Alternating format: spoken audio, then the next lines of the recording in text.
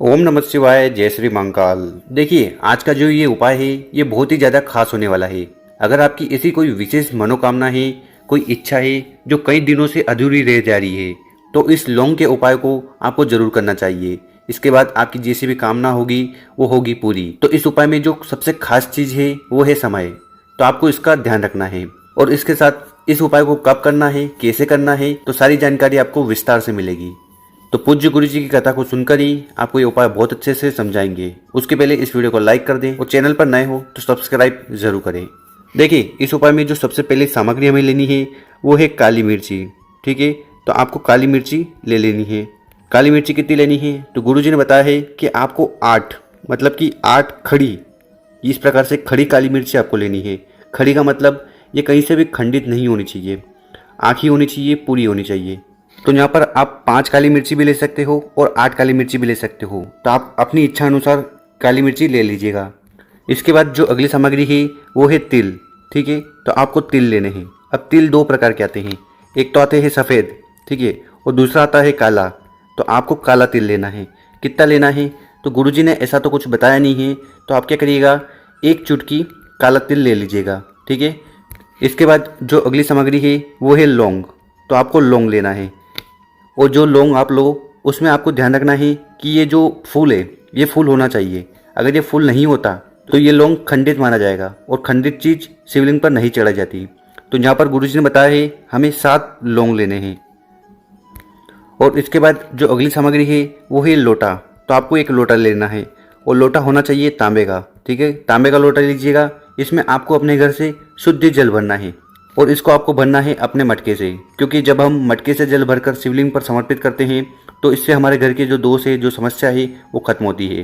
क्योंकि बहुत सारे लोग इस बात को लेकर परेशान रहते हैं कि उनके जीवन में पितृदोष, कालसर्प दोष या वास्तु दोष है। तो ये तीनों दोष समाप्त हो जाते हैं मात्र आप अगर 1 लोटा जल अपने घर से लेकर शिवलिंग पर जाकर समर्पित करते हैं। इसीलिए इतना ज़्यादा महत्व है 1 लोटे जल का, और वो भी आपको लेना है अपने पितृ के स्थान से, मतलब कि जो मटका होता है, हंडा होता है, वहाँ से। और इसके बाद जो अगली सामग्री है वो है दीपक। तो आपको दीपक ले लेना है। अब यहाँ पर आपके पास ऑप्शन है, आप चाहो तो मिट्टी का दीपक लो और आप चाहो तो आटे का दीपक भी ले सकते हो। पर जब आप आटे का दीपक लोगे तो उसको आपको बनाना पड़ेगा। कैसे बनाना है, आटे से। तो आटे से दीपक बना लीजिएगा। और आटे के दीपक बनाते समय आपको न तो उसमें नमक डालना है, न ही हल्दी डालनी है, क्योंकि बहुत सारी माताएं बहनें क्या करती है कि आटा का दीपक बनाएगी तो उसमें नमक और हल्दी डाल देगी। तो ऐसा आपको नहीं करना है। तो जो भी दीपक आप लो उसमें आपको लेना है देसी गाय का घी। इसके साथ ये जो लो है, ये जो बत्ती है, ये आपको लेनी है गोल वाली। तो गोल वाली बत्ती आप ले लीजिएगा। तो गुरुजी बताते हैं कि गोल वाली और लंबी वाली बत्ती जो दीपक में हम लेते हैं उसका भी अपने आप में महत्व है। तो गोल बत्ती हम लेते हैं सभी देवताओं के लिए और लंबी बत्ती लेते हैं सभी देवियों के लिए। तो यहाँ पर हम देवता की पूजन करने जा रहे हैं, मतलब कि शिव मंदिर जा रहे हैं, इसलिए हम यहाँ पर गोल बत्ती ले रहे हैं। अब इन सभी सामग्री को लेकर आपको पहुँच जाना है शिव मंदिर। शिव मंदिर पहुँच गए ये, और आपको जाना है प्रदोष काल में। ठीक है, शाम के समय में आपको ये उपाय करना है। तो विशेषकर गुरुजी ने बताया है कि विशेषकर ये उपाय आपको शाम को ही करना है। ठीक, और ये जो उपाय है ये आप किसी भी दिन कर सकते हो अपनी मनोकामना पूर्ति के लिए। और जब आप मंदिर पहुंच जाओ तो सबसे पहले आपको उत्तर दिशा की तरफ मुंह कर कर बैठ जाना है या खड़े हो जाना है। इसके बाद क्या करिएगा कि शिवलिंग की जो ये जो जलाधरी है ना, ठीक है, यहाँ पर आपको 1 दीपक जलाना है। तो आप एक अपने साथ 1 दीपक लाए हो तो उस दीपक को आपको यहाँ पर रखना है और उसको प्रज्वलित कर देना है। और इस दीपक के अंदर हम लाए हैं गाय का घी। ठीक है, और जो बत्ती लाए हैं वो गोल। तो ये वाला दीपक आपको यहाँ पर प्रज्वलित कर देना है।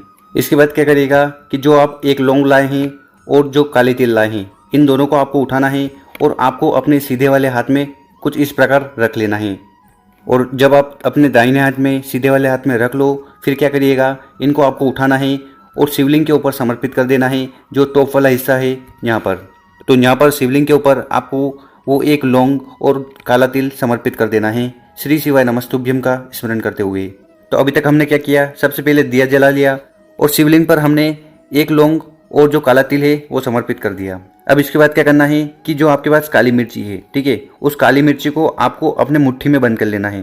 तो इन काली मिर्ची को आपको उठाना है अपने दाहिने हाथ में और मुट्ठी में बंद कर लेना है। मुट्ठी में बंद कर लिया, उसके बाद अपनी जो मुट्ठी है जिसको आपने पीसा है, बंद किया है, उसको यहाँ पर आपको रखना है। आपको ये जो काली मिर्ची है यहाँ पर समर्पित नहीं करनी है, बस यहाँ पर आपको मुट्ठी रखनी है और मुट्ठी रखने के बाद आपके मन में जो भी कामना है, जो भी इच्छा है, या जीवन में जो भी समस्या चल रही है, चाहे वो धन से हो, दौलत से हो, व्यापार से हो, या नौकरी से हो, या किसी और प्रकार की विशेष कामना है, तो वो सारी चीज़ें यहाँ पर आपको बता देनी है। इसके बाद क्या करना है कि जो मुट्ठी में आपने काली मिर्ची रखी थी, उस मुट्ठी को खोलना है और इस काली मिर्ची को भी आपको शिवलिंग के ऊपर समर्पित कर देना है। जहाँ पर आपने एक लौंग और काला तिल समर्पित किया था, तो उसके ऊपर आपको ये मुट्ठी समर्पित कर देनी है। इतना कर लिया। अब क्या करिएगा कि आपके पास जो एक जल का लोटा है, जिसमें आप अपने घर से शुद्ध जल भरकर लाए थे, उस जल के लोटे को भी आपको उठाना है और उसको शिवलिंग के ऊपर समर्पित कर देना है, श्री शिवाय नमस्तुभ्यम का स्मरण करते हुए। और गुरुजी कहते हैं कि जब भी आप शिवलिंग पर जल चढ़ाएं, उस समय आपको एक विशेष ध्यान रखना है कि जल को हमें बहुत ही धीरे, बहुत ही स्लो चढ़ाना है, ताकि हम कम से कम 11 बार श्री शिवाय नमस्तुभ्यम का स्मरण कर लें और आपकी जो कामना है वो भगवान शंकर को बता दें। तो हमें जल को बहुत ही स्लो चढ़ाना है, धीरे चढ़ाना है। और जब यहाँ पर आप जल चढ़ाओगे तो वो बहता हुआ इस जलाधारी की तरफ से नीचे आएगा। ठीक है, तो यहाँ पर आपको अपना हाथ रख लेना है।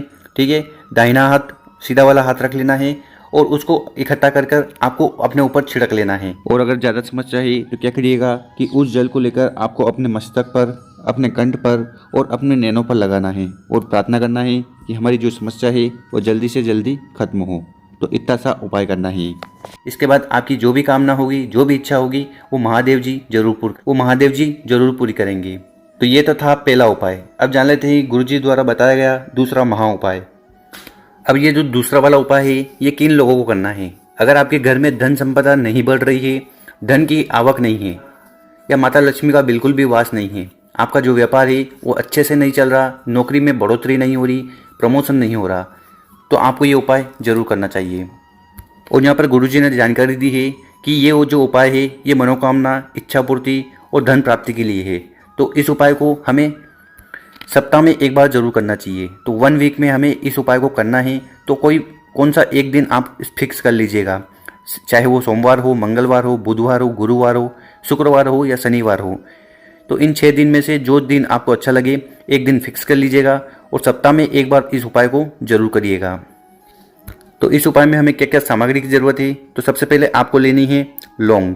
ठीक है, लौंग ले लीजिएगा और इसमें हमें ध्यान रखना है कि ये फूल होना चाहिए, क्योंकि अगर ये फूल नहीं होता तो ये जो लौंग है ये कहलाएगी खंडित लौंग, और खंडित चीज़ शिवलिंग पर नहीं चढ़ाई जाती। तो ये आपको तो ऐसी लौंग लेनी है जिसमें आपको ये फूल मिले। ठीक है, तो कितनी लौंग लेनी है? गुरुजी ने बताया है हमें यहाँ पर 7 लौंग लेनी है। तो इस प्रकार से 7 लौंग ले लेना। इसके बाद जो अगली सामग्री है वो है चंदन। ठीक है, तो चंदन कौन सा? तो आपको लेना है लाल चंदन। लाल चंदन की इस तरह से आपको बट्टी मिल जाए, मतलब कि पूरा चंदन मिल जाए, तो इसको आपको घिस कर इस तरह से पाउडर बना लेना है। और अगर आपको ऐसा नहीं मिले तो आप क्या करिएगा, तो ऐसी परिस्थिति में मार्केट में जो भी पाउडर मिले उसको ले लीजिएगा और उपाय कर लीजिएगा। तो 1 चुटकी लाल चंदन ले लेना है। और इसके साथ जो अगली सामग्री है वो है लोटा। ठीक है, हर बार की तरह हम बताते हैं आपको तांबे का लोटा ही लेना है। ठीक है, तांबे का लोटा ले लीजिएगा।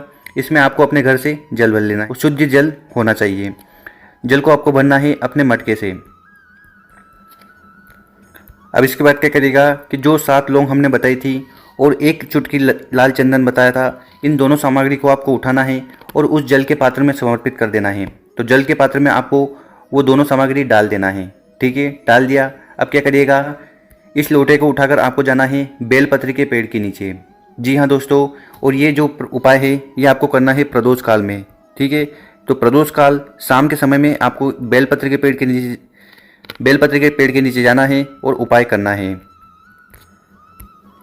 और बेलपत्री के पेड़ के नीचे जाकर जो आप अपने साथ एक लोटा जल लाए हैं, तो ये जो लोटा आप अपने घर से लाए हैं इसको आपको उठाना है और इसको समर्पित कर देना है बेलपत्री के पेड़ के नीचे श्री शिवाय नमस्तुभ्यम का स्मरण करते हुए। ठीक है, तो इस प्रकार से आपको ये जल का लोटा समर्पित कर देना है। तो यहाँ पर जो जल का लोटा हमने समर्पित किया था उसमें हमने लौंग डाली थी। ठीक है, और चंदन डाला था। तो लौंग और चंदन वाला जल हमने बेलपत्री के पेड़ के नीचे समर्पित कर दिया। और गुरुजी अपनी कथा में बताते हैं कि प्रदोष काल में, मतलब कि शाम के समय में, माता लक्ष्मी का वास होता है बेलपत्री के पेड़ के नीचे।